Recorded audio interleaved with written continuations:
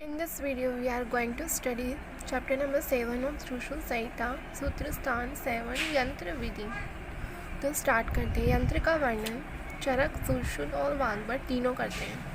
अच्छा, in this video हम 4 AIPGT प्रेस्पेक्ट से पढ़ रहे हैं। इसके साथ साथ हम उस प्रीवियस ईयर में आस्क क्वेश्चन भी इसमें देखेंगे और ऐसा कोई पॉइंट नहीं है जिसमें से इससे बाहर क्वेश्चन आए, ना तो BMS ना AIPGT। तो स्टार्ट करते हैं। यंत्र का वर्णन आचार्य चरक, सुश्रुत और वाग्भट करते हैं। आचार्य चरक के अनुसार चिकित्सा स्थान 25 विवरणी चिकित्सा में यंत्र का वर्णन है। आचार्य सुश्रुत सूत्र स्थान 7 में वर्णन करते हैं और आचार्य वाग्भट सूत्र स्थान 25 यंत्र विधि अध्याय में यंत्र का वर्णन करते हैं। यंत्र होते कितने हैं? यंत्र की संख्या।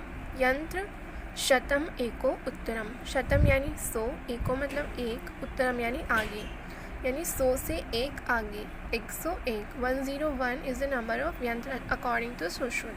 लेकिन अगर आचार्य वाग्भट को देखें तो अष्टांग संग्रह में कहते हैं कि यंत्र असंख्य होते हैं, अ स। अगर हम बात करें प्रधानतम यंत्र तो वो होता है हमारा हस्त। अगर कुछ भी नहीं होगा तो हम यंत्र कर्म करेंगे किससे? तो ले दे के जो सबसे यूजफुल रहता है वो हस्त ही रहता है। तो प्रधानतम बोला गया है हस्त को। युक्ति विधि से हम हस्त से भी यंत्र के अभाव में कर्म कर सकते हैं, शस्त्र कर्म। उसके बाद अगर हम देखें प्रधान यंत्र तो होता है कंक मुख। शेप, साइज, फीचर्स, फंक्शन सब इसके बेस्ट होते हैं, तो प्रधान यंत्र होता है कंक मुख। उसके बाद बोला कि जो प्रशस्त यंत्र होता है वो 18 अंगुल का होता है। यंत्र की संख्या अलग अलग आचार्यों के अनुसार। और यंत्र के प्रकार देखें तो वो होते हैं 6। तानि षट प्रकाराणि तद्यथा स्वस्तिक यंत्र, संदंश यंत्र, ताल यंत्र, नाड़ी यंत्र, शलाका यंत्र और उपयंत्र। अब हम देखते हैं कि स्वस्तिक यंत्र 24 टाइप्स के होते हैं, संदंश 2 टाइप्स के होते हैं, ताल 2 टाइप के होते हैं, नाड़ी यंत्र 20 प्रकार के और शलाका यंत्र 28 प्रकार के होते हैं। स्वस्तिक यंत्र 18 अंगुल, संदंश यंत्र 16 अंगुल, ताल यंत्र 12 अंगुल और नाड़ी और शलाका जो यंत्र रहते हैं उसकी जो लेंथ होती है वो स्रोतस पर, और जो हम शस्त्र कर्म करते हैं तो उसके अकॉर्डिंग अलग अलग वेरी करती है। फिर इसके बाद हम देखते हैं कि अच्छा, स्वस्तिक यंत्र 24 टाइप्स के होते हैं, संदंश यंत्र 2 टाइप के, ताल यंत्र 2 टाइप के, नाड़ी यंत्र 20, शलाका यंत्र 28 और उपयंत्र जो रहते हैं हमारे 25 टाइप के होते हैं। यहाँ पे लोग अक्सर उपयंत्र और अनुशस्त्र में कंफ्यूज हो जाते हैं। उपयंत्र तो हमारे 25 टाइप्स के होते हैं, जबकि अनुशस्त्र जो होते हैं वो 15 या 14 टाइप के होते हैं। तो ये हमको माइंड में क्लियर रखना है। फिर हम देखते हैं स्वस्तिक यंत्र। इसे हम जनरली फॉरसेप्स जो रहता है उससे कंपेयर करते हैं। 18 अंगुल इसकी लेंथ होती है। इसके बारे में कुछ इंपॉर्टेंट पॉइंट है। मस्तूल की आकृति के, कीले अवबद्धानी यानी कील से बंधे हुए, मूले अंकुश यानी एंड में अंकुशवत मुड़े हुए होंगे, और काम क्या होता है? अस्थि विद शल्य उदहरणार्थ यानी अस्थिगत जो शल्य रहता है उसको बाहर निकालते हैं। देखो, मसूर आकृति भी, कीलेर अवबद्धानी, मूलेर अंकुशवत। मसूर आकृति भी कील अवबद्ध हो रही है, मूल में अंकुशवत मुड़े हुए हैं। इसे आप इसको याद रख सकते हैं और इससे हम अस्थिगत शल्य निकाल सकते हैं। फिर नेक्स्ट आता है हमारा संदंश यंत्र। ड्रेसिंग फॉरसेप्स से हम इसे समझ सकते हैं। 2 टाइप का होता है, सनिग्रह, अनिग्रह, विदाउट हैंडल और विद हैंडल। इसका यूज़ होता है त्वक, मांसशिरा, स्नायुगत शल्य को निकालने में। इसके बाद आता है ताल यंत्र। ये भी 2 टाइप का होता है, एक ताल, द्विताल। इसका जो यूज़ होता है वो होता है कर्ण, नासा, नाड़ी, गत शल्य को निकालने में।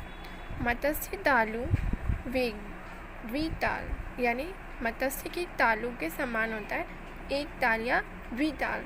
इसे हम स्कूप से भी कोरिलेट कर सकते हैं। इसके बाद नेक्स्ट आता है हमारा नाड़ी यंत्र। वो भी 2 टाइप का होता है, एक मुख, उभय मुख। नाड़ी मतलब इस तरह का एक नलिका जो एक मुखी भी हो सकती है, यानी यहाँ से बंद, या फिर द्विमुखी भी, उभय तो मुखी हो सकती है।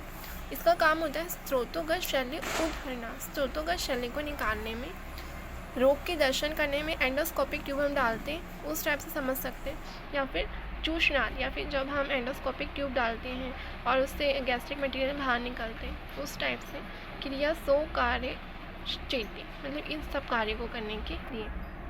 देखा मोटाई लंबाई डिपेंड्स ऑन स्रोतस आ गया।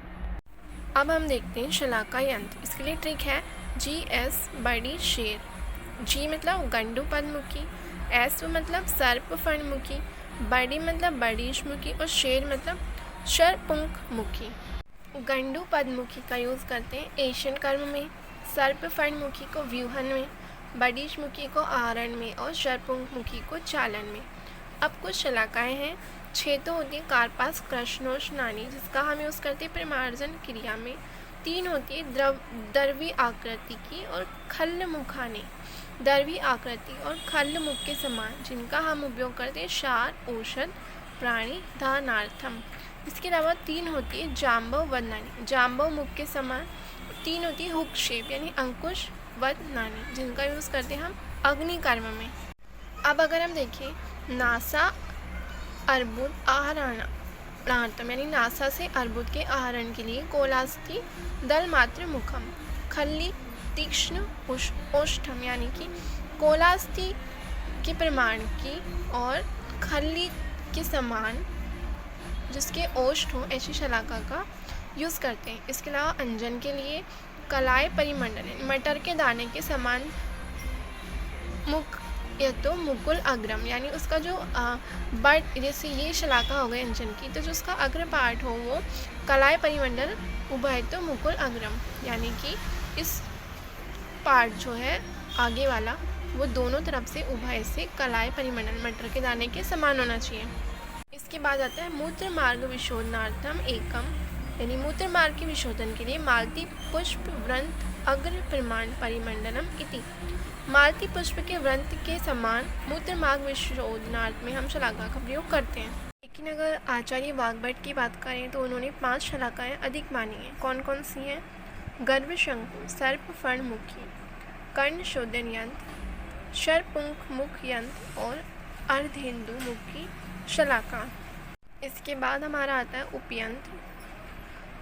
उपयंत्र टोटल होते हैं 25, लेकिन वाग्भट ने 4 अधिक माने, तो सुश्रुत के अनुसार जहाँ 25 तो वाग्भट के अनुसार 29 हो जाएंगे। कौन कौन से होते हैं? जब यंत्र नहीं होते या उपयंत्र किसे कहते हैं? रज्जु वेणिका पट चर्मांत वल, लता वस्त्र टीला अश्म मुदक, पाणी पातल अंगुलिका जीवा दंत नख मुख बाल अश्रु शाखा स्टीवन प्रवान हर्ष अयस्कांत शारंगनी भेषज। मतलब कुल मिला के युक्ति प्रमाण से ही वैद्य जो रहता है श्रेष्ठ वेद अपनी युक्ति प्रमाण से इन सब चीज़ों रस्सी चर्म लता वस्त्र पत्थर हर्ष यानी एक तरह से हैप्पीनेस डराना अयस्कांत शार अग्नि भेषज इन सब की हेल्प से भी चिकित्सा कर सकता है, तो उसे भी हम उपयंत्र में शामिल करते हैं। इसके बाद आता है यंत्र के कर्म जो होते हैं 24, निर्घातन पूरण बंधन व्यूहन वर्तन चालन विवर्तन विवरण पीड़न मार्ग विशोधन विकर्षण आहरण आच्छन उन्मनन निगमन भंजन उन्मंथन चूषण धारण ऋजुकरण प्रक्षालन प्रदमन प्रमार्जन इति 24। इसके बाद आते हैं यंत्र के दोष जो होते हैं 12, तत्र अति स्थूल असारम अति दीर्घम अति ह्रस्वम अग्राही विषमग्राही वक्रम शिथिलम अति उन्नतम मृदुकिलम मृदुमुखम मृदु पाशम।